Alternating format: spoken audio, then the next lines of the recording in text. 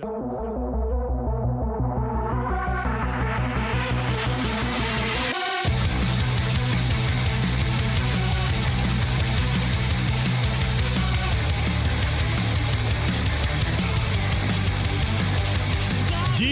and PK, proudly presented by our title sponsor, Black Desert Resort, Utah's premier golf resort. The world's about to see it, PK. You and I already have, but the tour's coming. October 9th through the 13th. Golf Channel will have it, and that broadcast will be available around the world. And I guess we're already getting international visitors there playing golf, which isn't surprising. We've all been in national parks and seen tour buses come through, and you wait for the doors to open. Okay, which language will everyone speak when the doors open? And go. So why not at the golf course too? Oh yeah, the St. George area is being explored and discovered by many. BYU is exploring the quarterback situation. What will happen at quarterback? Who will the starter be? When will they name the starter? Those are some of the questions Aaron Roderick was fielding when he met with the media this week. How do you feel about the scrimmage on Saturday? Good. We did a lot of good things. We're not ready to play a game yet, but I think we're on track. We have a good team and did a lot of good things Saturday. How close do you feel like you are to naming a quarterback? We're getting there, but I'm not in a hurry. We're going to just keep playing for a little bit. I would prefer that, my experience with these things is usually the decision gets made on the field and it gets to a point where everybody on the team knows, and then when we say who the starter is, everybody's like, yeah, go. That's what we're looking for. We're not quite there. It's a good battle, but we'll keep going for a while. There's no rush. Do you have an actual deadline in your head that you have to make a decision that doesn't become apparent? No. When Zach and Jeremy were here, we made the decision like 3 days before the first game. And then both those guys ended up being pretty good. So I would like it to be sooner than that, but we're not. There's no deadline. In camp where you're establishing the depth chart, how do you balance the development of a young guy like Mo Lugo? It's hard because it is clearly a two-man race. So those two guys are getting the bulk of the reps. And so Noah Lugo's development is going to come playing scout team and next spring. That's his best chance, because that's part of the deal. When you are having a two-man battle, you have to invest most of the reps in those two guys. Coming at a scrimmage, how do you feel about your offense? Improved. They're getting better. We still need to go do it in a real game, but I believe in those guys, and I believe in what we're doing, and they're really well coached. What we've seen, it looks like there's a six-man rotation for those 5 spots. Do you feel like it's pretty set with who you're going to go with? No, there's still some battles going on there, yeah. And I would say it's probably a little more than 6, but there's our second team O-line's improved a lot too. There's some good players in that group, and it's just about, we had good players last year too. It's just about playing as a unit. We gotta execute as a unit, and I'm seeing improvement there. But I don't want to make any bold statements until we go do it in a real game. Obviously, the quarterbacks weren't fully live, still wearing the green shirts and everything in the scrimmage, but Kalani was saying that most of the other position groups did have at least live reps and whatnot.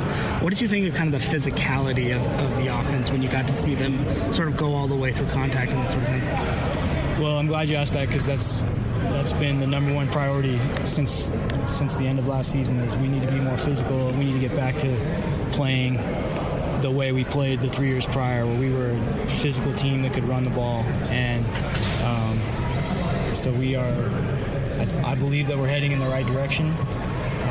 And it's an everyday thing. It's an 11-man deal. Everybody on our offense has to be physical. Everybody has a role in the run game. And when we're running the football, that's what opens up our play-action pass and our ability to stretch the field. And so I'm seeing a lot of good things, but again, I'm just going to keep saying it. Until we go do it in a real game, I'm challenging our players to stay focused on just the next play, each practice one at a time. How many receivers you have? Do you know kind of where JoJo Phillips stacks up right now, and what do you think his role will be? JoJo's going to play a lot. He's a good player. Yep. Kalani expressed confidence. He thinks LJ Marvin ready by week 1. You expressed the same. Yeah, he's cleared. He's practicing. We're just not letting him get tackled or get hit very much. And same with Full Out. We didn't let Full Out get tackled Saturday. He took a few live reps in a practice last week, and then in the scrimmage, didn't let those two guys. Those guys don't have. There's no need to get them tackled yet. With the quarterback situation, is there any scenario where week 1 you play multiple guys and try to see both of them, or do you have a philosophy on that? I don't want to do that, but I would never say never. I mean, that's not how I want it to go now.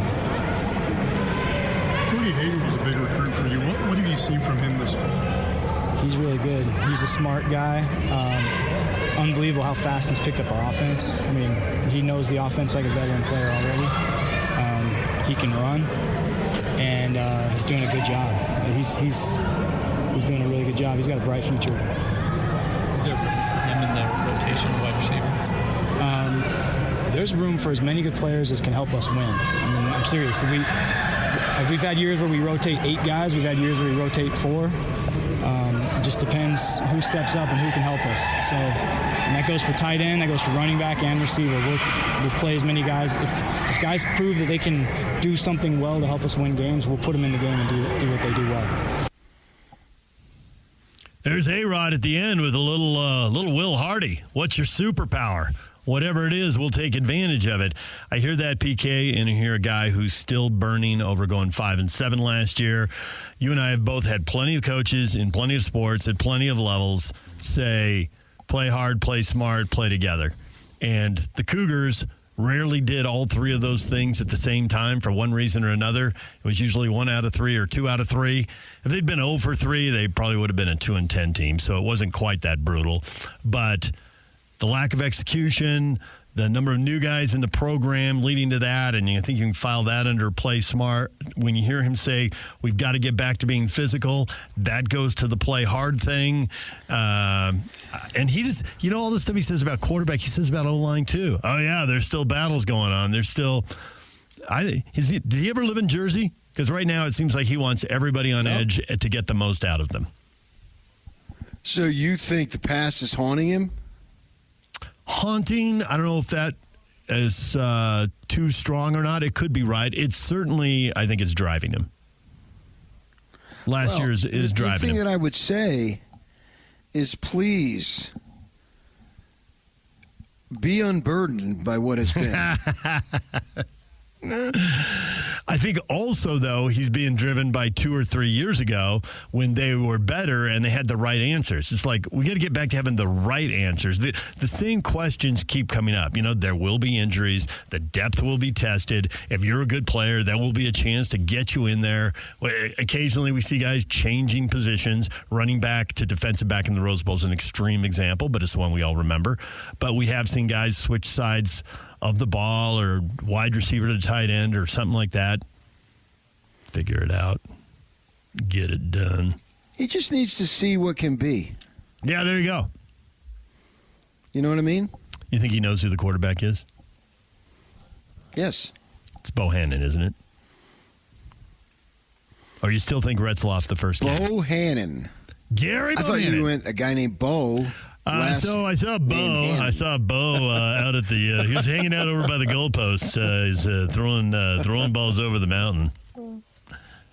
I can throw over that mountain over there. It's all set up for the. Thanks, Uncle Rico. It's all set up for them in the marketing. Let's go, Bo. Let's go, Bo. Bo knows quarterbacking. BYU, I'm giving you a gift. Take it and run with it. Jibo knows. Have him pose shirtless with a baseball bat behind his neck with both wrists resting on each side of the bat. Was he wearing shoulder pads in that too? I think he was, yeah. Well, he's a football player. That's funny. And a baseball player. Here's the caption. Bo's going to hit a home run for the Cougars this year. Uh-huh. I'm just gift wrapping you a great marketing scheme. For a guy who's in the dumb class, And I'm this is giving very it to impressive. you for free. Yeah, it's very impressive for a guy who's in the dumb class. I've been underestimated my whole life. There it is. Look at the chip on your shoulder. 2 months into my watchdog career, I'm called into a cubicle. I think you need to look for another job. Yeah, okay, I will. And I found another job. So, see, it took me 18 months at Channel 2 before that happened to me. You got there much quicker. I was like 2. Yeah, the leaves hadn't even changed. The time hadn't even changed. What? So I think A-Rod has a good idea. He's looking for further, what am I looking for? Confirmation? Is that the right word? He wants some more, what's confirmation? Affirmation, maybe, as to what he wants to do. If he's still stuck at 0, then it's sort of been a waste of 2 weeks of spring practice or fall practice, I should say. I mean, I don't know. I'll just I file this under I suspect. I suspect he knows who's going to start, and I think he's trying to push both guys because ultimately he expects both guys are going to have to play well to win games at some point. They're going to Retzlaff's going to run for sure. And he's going to take a lot of hits when he plays. At 3rd and 3, he's a scrappy guy. He's going to try to butt heads with a linebacker at some point and get to the first down marker. It's going to happen. With Bohannon, maybe he gets a little more of the Cam Rising treatment. I don't know if it'll be that extreme. It really feels like they're going to minimize hits. But Bohannon may not be as, combative as Retzlaff. I think Retzlaff will play the position a little bit like a linebacker at times and take the hits. But Bohannon's had, he's had multiple injuries. Even the year that won the Big 12, he missed games. Actually, I think he missed the Big 12 title game because I think he was hurt at the end of November there and missed a couple games there. So even if he's the guy, I still wouldn't bet on him to start all 12 games. At some point, he'll get dinged up, even if it isn't a big deal, and miss a couple of games. Yeah, and I think what we had when we had Mitch Harper on Monday, I think it was Monday, our KSL BYU insider, is that we were talking to him, and I was exchanging some text messages with him a couple nights back, is that because they're under the gun to win, that the leash has to be short. It's a fine line that they have to balance. They can't be pulling guys oh my gosh, because you didn't get a first down here, because that sort of reeks of panic, and you can't have that. Once the coaches don't have the faith of the players, it's lost. I've seen that firsthand. We know what that looks like, and so they've got to be careful not to. We didn't score in the second quarter, so you're up third quarter, but they've got to straddle that line and know that they need to win, and they can't be pussyfooting around here and taking time to develop, because as long as you win, you can do that. If you're winning games, you can develop all you want. Yeah, you can do whatever you want. Right. But they need to win ball games, and they need to win ball games now. Well, especially because when you look at their schedule, it looks like there's definite wins, definite losses. You can do all that. But when you look swing games, the second and third game of the year both look like swing games. Getting either one or both of them would be a huge deal. So these September games are going to be critical. And you're not to the conference and the conference race and all that stuff. But for them, can you get to 6 wins? Can you get to 7? Can you get to 8? And they've got a couple games, obviously, that could go either way before they get to conference. And if they're 3-0, they are feeling great and flying high. Yeah, and then when you look at it, really they only need to get to 5, because you should have a gimme in game 1, right? That's an inexcusable loss if that were to happen, but we don't anticipate that happening. Can you go 5 and 6 in the other 11? Right. That's really all you have to do. This is not an incredible task that we're asking here by any stretch. So with that in mind, they've got to make sure at every position guys are producing right from the start. So that should give whoever does not win this quarterback job head up. It's a blow in the moment. You've been working towards this for a year or so. But so the what? guy who doesn't get chosen may still end up starting more games than the guy who does get chosen. So you got to keep going. Yeah. So I don't think it's going to be a slam dunk, like a 90-10, whoever it is. If Jibo's in the lead right now, good for him. But it's not like, oh, my gosh, this is a firm grasp on the position here. You are the undisputed starter for all time or all season. Not that at all. So whoever doesn't win, attitude shouldn't change in the least. That just doesn't mean that you're not out there in the beginning. That's all it means, I should say. Other than that, you got to be ready to go. Your opportunity will come, we feel strongly, and A-Rod has talked about that. And then you're just bringing in logic, and when injury plays a factor. Cam Rising he's never completed a season in which he's played every game. That hasn't happened, right? And he's the undisputed starter at Utah. That's why Isaac Wilson being named the backup was so huge. Same type of philosophy here. Backup quarterback is going to be needed. Don't know when, don't know why, but we do know that it's most likely going to happen. And that's why I thought it was gutsy for Kyle and Andy to name a freshman as the backup, because that means you may have to count on him to win you a ball game. And the good thing about it here is you may have a game or two to play with, and your schedule, as we've spoken about earlier, is not overwhelming. BYU's a different situation, but they've got some more experience at that backup spot, whoever it is. So that's what you're looking at there. Awesome to draw the top teams in the league. Utah, check. Oklahoma State, check. Both Kansas schools, check. Yeah. But, what are you going to do? You're going to sit around and cry about it?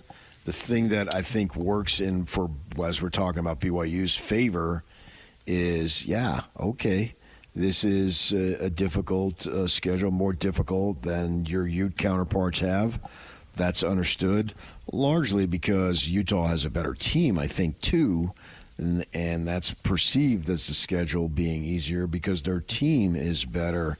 But, last year they gave them the 2 Oklahomas. So if you're sitting there at 4 wins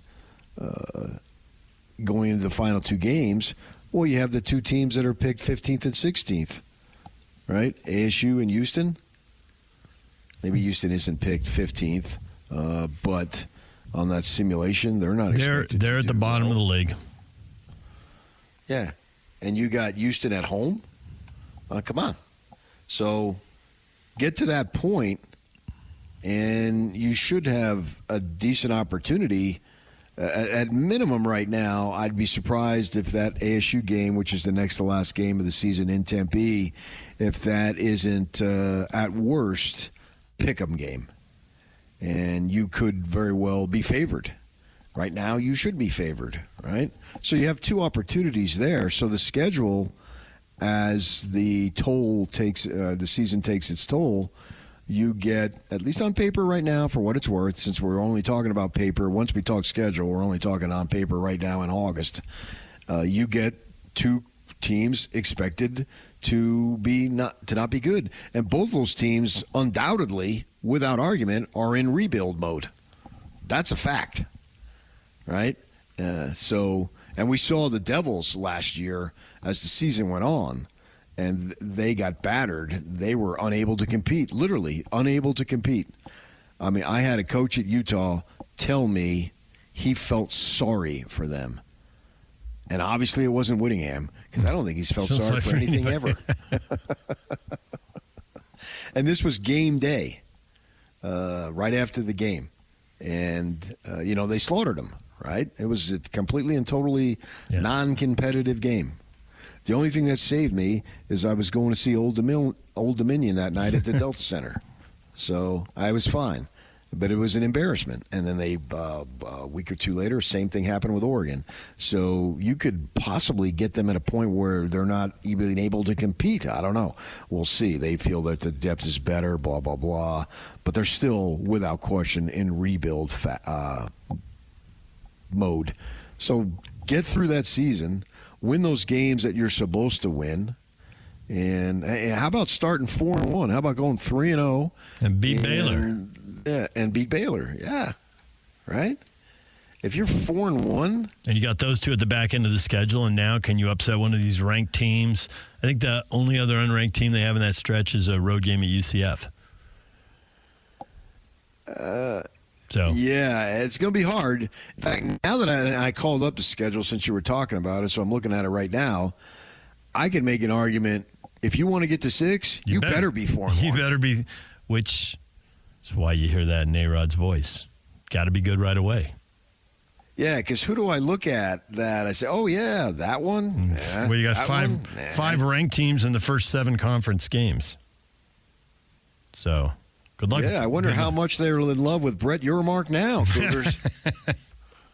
Well, remember, as much as it looks rigged this year because of the way the top teams don't play each other, they do have a 4-year cycle, and you play every team so many times. Yeah, so if the league wants to try to finesse the first year, okay, but then it kind of works itself out. You start running out of options. If you got to play a team 3 times in 4 years, or if you're only playing them once in 4 years, okay, that's that. If you're fighting for your job as a coach, you don't care about 4 years from now. It's like, how do I get to 6 this year? Right. That's what it takes. So you look at that and you dope it out. To me, if they can go 4-1 and put those other 2 aside, the ASU and the Houston one, I think the best opportunity might come in the 3rd week of November against Kansas at home. DJ and PK, it's 97.5 The Zone. When we come back, everything you missed in this show, stay with us. This is Jake Scott and Ben Anderson. You can't tell me, though, that Anthony Edwards isn't a better player than LeBron right now. No, I think LeBron's still better. Than Anthony Edwards? Yeah. You're crazy. Yeah, still better than Ant. I certainly trust him more in this type of scenario where he is a much better point guard than those guys. Notice you didn't say better player, because he's not. To be fair, he's still awesome and was, in my opinion, the best player on this Olympics team. And when they needed to go late, well, got the MVP. Other than in the gold medal game, which credits Steph, he was the guy. LeBron had been the player they went to, and I would still note that was pretty awesome defensively, including was a huge difference maker in the 4th quarter against Serbia when he was guarding Nikola Jokic for big possessions, and because he is so strong, he was able to stand up Jokic. Just because Steve Kerr is a coward and doesn't want to pick a fight with Adele, they're forced to play LeBron the whole time. Hello. Hear Jake Scott and Ben Anderson every day from 10 to noon on 97.5 The KSL Sports Zone. 9 a.m. Slacker Radio Headlines brought to you by Tim Dahle Mazda Southtown. Find your new Mazda at the south end of the valley at Tim Dahle Mazda Southtown. That's Tim Dahle Mazda Southtown in Sandy. Well, the big news of the morning, breaking this morning, the Utah Jazz signed Patty Mills. He played last season at 35. He just had a birthday a couple days ago, though. He's 36 now. 1 year, $3.3 million. Not exactly the youth movement, PK, but I guess you don't need 15 kids. So now they got themselves a vet, a super vet, an aged leader. It depends on who you are. You may think 15 kids is appropriate. But Clarkson isn't a kid. True story. Collins isn't. Markkanen isn't. So now we're down to 12. All right, we're at 7. Who are we kidding? Hey, did you see this NBA story? If Minnesota Papers headline writers did not have a field day, I don't know what they were doing. Conservative populist and former NBA player Royce White defeated Navy veteran Joe Frazier in a Minnesota primary for Republican nomination. Down goes Frazier. Frazier's down. Frazier's right down. There. Yeah. It's right there for him. Yeah, it really is. For them. Low-hanging fruit. Everybody on every website and every social media post. Now he has to face Amy Klobuchar. Did I say her name? I think it's Klobuchar. Klobuchar in November. So, and she's been a senator since 2007. So it's a long shot, but for a moment anyway. Frazier's down goes Frazier. Down. Joe Frazier. Joe Frazier. With an S, Smoking not a Joe C. Frazier. I assume that's a F-R-A-S-E-R. I assume that's how you pronounce it, Frazier, without the Z. So there you go. What a perfect headline teed up for you right there. Doesn't get any easier than that. You know it don't. But Mills, come in and compete, man. Try to earn as many minutes as you can.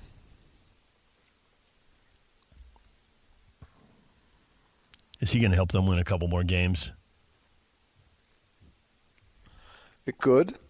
Don't want that. That's minimal. Not going anywhere anyway this year, so might as well get as good draft pick as possible and get the best guy. Do you think that a couple of wins really matters? Makes a difference?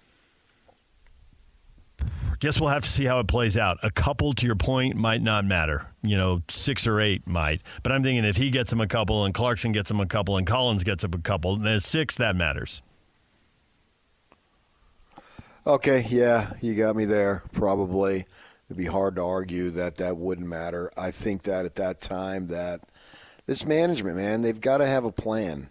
They've got to have a big picture as they try to negotiate this whole thing and maneuver it to get this team where everybody wants them to see it go, right? And so you've got this veteran here.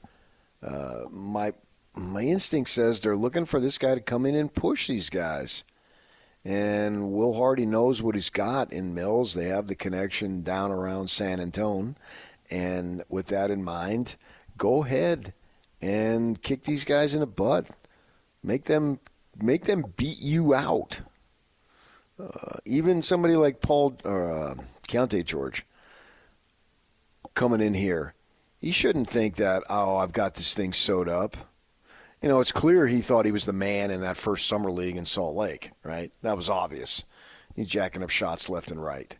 Well, I don't know that I'm going to be. He should be the man in summer league and the summer league, but the regular season is going to be different. And inevitably, when you hit a difficult stretch in a difficult game and you can't make the offense go, and you think I'm better, I'm more athletic, and I can take this guy, this old guy. Yeah, and then he gets in and runs the offense. What little things does he do? Because he's not jumping over people, and he's probably not blowing past people, yet he's making the offense work, and you aren't. What is he doing? So teaching someone how to play and pass along, that's not necessarily, okay, the two of us are going to meet at the gym and I'm going to show you what to do. Or the two of us are going to sit in the film room. I'm going to show you what to do. Sometimes it's just getting subbed out of a game and you can't figure out how to solve the problem. And he checks in the game and he solves it. Well, how did he do it? How did he get by his guy and get the offense going? At the same time about this earning minutes, they basically gave the ball to Mitchell. Yeah. And in retrospect, it was the right thing to do. Not basically. They did.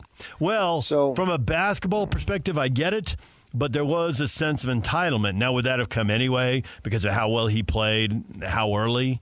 So maybe that didn't change anything. But did it?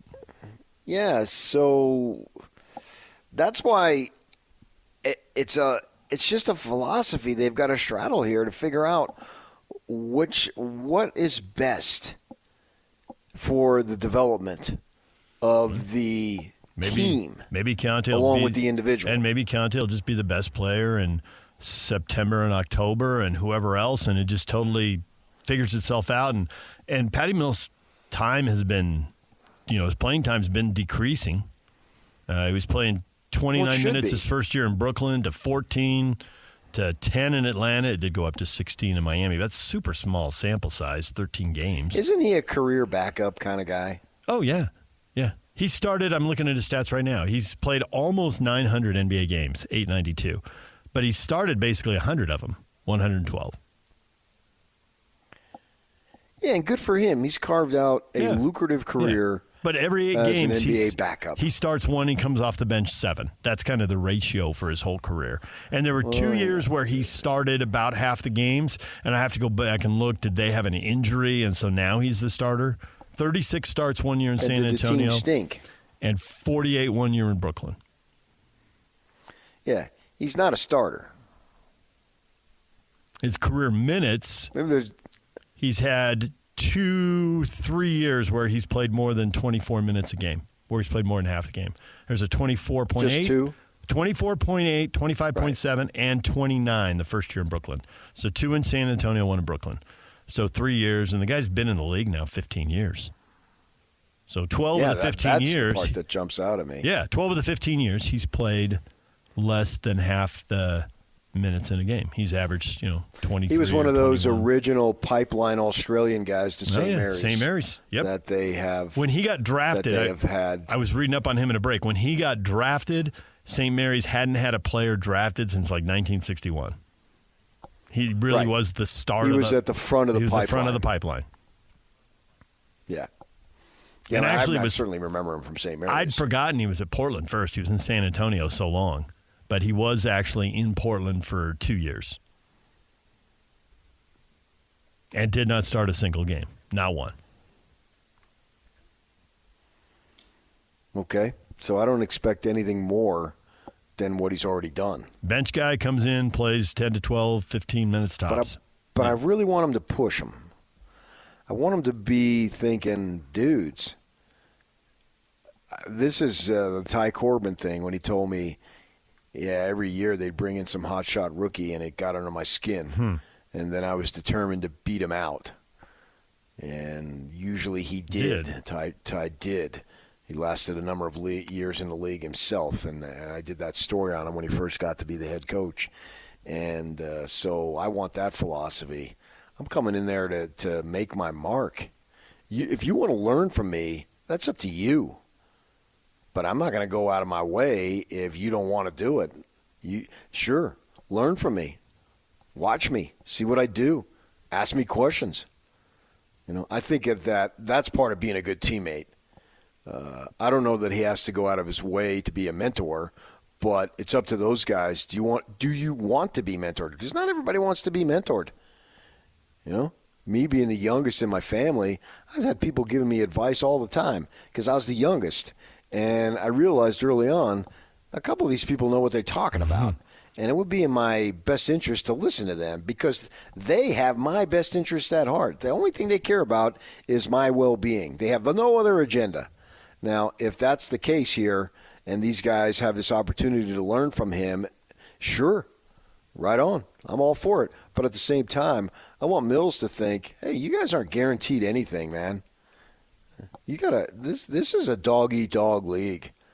I mean, you have a team concept, but when rosters and playing time are still being decided, it's sort of not every man from himself, but, Collier wants to stay in this league. He hasn't played 0 games in this league, right? So he's got to go out there and bust it, and I think he will. I think that he will do all these things. I don't think that this is any revelation, but I'm just setting the scene for what the culture would be from day one of training camp. Just go get it, man. And if you're Mills, maybe you could play next year. Maybe you could play 2 more years. Why not, man? You're not going to make this kind of money anywhere else. One at a time now for Patty Mills at the age of 36. But you're right. Carve out a spot. Miami Heat, I'm blanking on his name. Who lasted forever there and barely played? Lowry? No. Or Udonis Haslem? Yes, Haslem. Thank you. He played until his early 40s, but he was a bench guy. He was a bench guy. Yeah, but whatever it is they wanted out of him, he gave it, and he got another year. And Haslem's now on their staff, I'm fairly certain. 5-star hotels and good salary. And I'm sorry, what was the problem? You're not playing enough minutes? Right. So no question. I mean, I have a friend. A friend of mine's brother played in the league for many, many years as a backup and used his money wisely to be able to, he works now, but he's helped out the family and helped out his mother when she needed it and all that stuff. So there's real life stuff there at stake, and that matters. DJ PK, it's 97.5 The Zone. Your feedback is coming up next. Stay with us. And it's all over almost here. Don't go nowhere. Get Joe Ingles on the phone to talk about his boy Patty Mills. Joe's become a little more difficult to get a hold of, unfortunately. There was a text message sent this morning. We'll see if we get a response to it, though. He loves Patty Mills. He mentioned that multiple times. They played together on the national team for years and years. Joe Ingles, Joe Ingles, former Jazz man. Patty Mills, current Jazz man, as of a couple of hours ago. Yeah. Before we get to the feedback, PK, we make jokes about list radio all the time because we had a consultant tell us it doesn't work. Yet everywhere you turn, radio, TV, internet, list. Preseason All-American. If I told you that it was dominated by the SEC and Big Ten, you wouldn't be surprised at all. But there are a handful of Big 12 and ACC players on these first and second teams. Only one Utah player gets a shout-out. Would you care to guess which one it is? What do you mean shout-out? His name's second-team All-America preseason. Tafuna. Good guess. Not correct. Might have been where I went right away. I have another player in mind that I would have gone to pretty quickly. I think Barton's going to end up being the best defensive player, but he was hurt last year. Right, So- but he's a guy I would have gone to, and it's not him either. Right, I wouldn't. That's my point. He didn't have enough material to show last year because of his injury. Oh, man, let's see. Keithy. Yep. Speaking of people who didn't have any material last year because he was injured, but he's got the tape from before that. So he's the second team preseason All-America tight end, according to The Athletic. So which would actually be 2 years because he got hurt in the first conference game. He got hurt early in the season. 22. Yep. Yeah, so he's been off for a bit. The top tight end is Colston Loveland from Michigan. So. He openly talks about NIL played a decision, and he should. Money's money. Ollie Gordon II at Oklahoma State is a Big 12 guy who got recognition. Obviously, it would be Gordon. He's the Doak Walker winner, isn't he? He and then Austin Jonty, the running back at Boise State, they're the two first-team running backs. A group of five guy. Wow, that's unusual.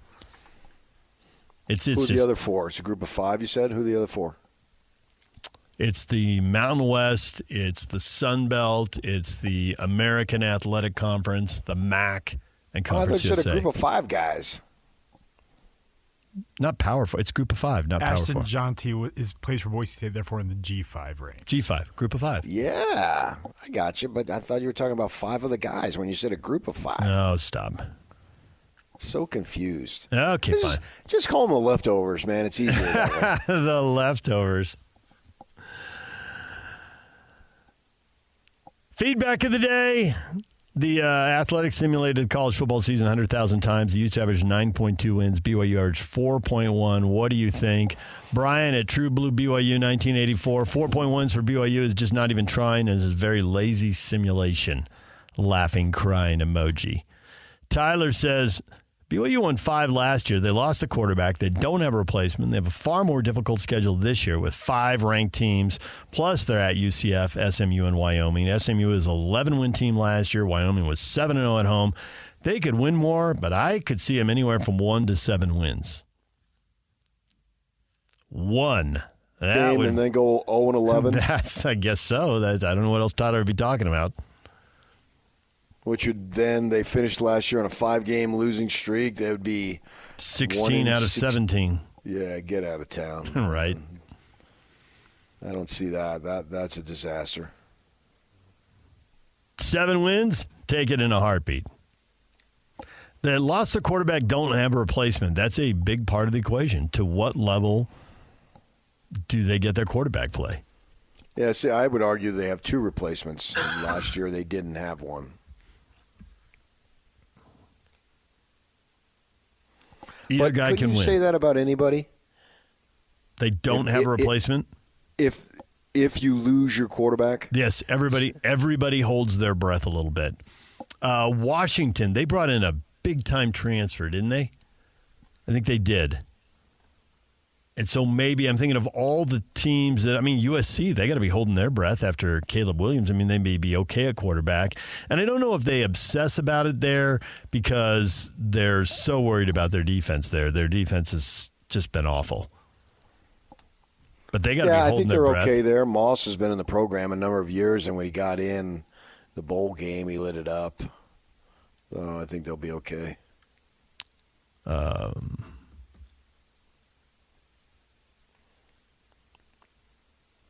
Will Rogers is the guy who is the quarterback, who was SEC's number 2 career passer.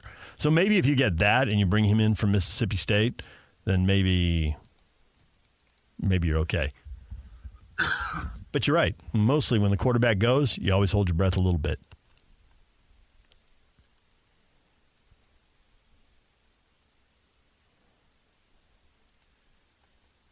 More people weighing in. I'm hoping for a 10-win season. I love the simulations, but this is why they play the games. They're fun, though. Go Utes! I'll take Utah 10-2 right now. Okay, but it's hard for you not to see them in the conference title game, and you got them at 3-0 in the non-conference. So 7-2, they win a tiebreaker and they get in? I think 10-2 gets them in. If you have 5 ranked teams, that means that there's an option for some games to be won or lost. Now, don't remember, Arizona plays Kansas State, but it's not considered a conference game. So that's advantage. Right. Whoever loses that game, it's advantage because it doesn't count on getting yourself to Dallas. But in conference play, Arizona only plays, of the top 5 contenders, they only play Utah. I mean, they're one of them, and they're playing Kansas State non-conference. I think Arizona has the softest schedule. Right. Yeah, that's the point. And believe me, that was pointed out to me by somebody from ASU in Vegas. I believe it. I believe it. We're going to be struggling. They're going to look good, and they're going to look good because they're not playing anybody. That was essentially the message. Yeah, meanwhile, ASU's over here playing one big dog after another. 5, yeah. That wasn't said in those words, but that was the message that was given to me when I was walking across the field. And somebody that I know who's employed by the Sun Devils came up to me and told me that. And, yeah, you got me. Yeah. Those right now, those are facts. What those facts mean when we get to those games, maybe it changes, but right now those are most definitely facts.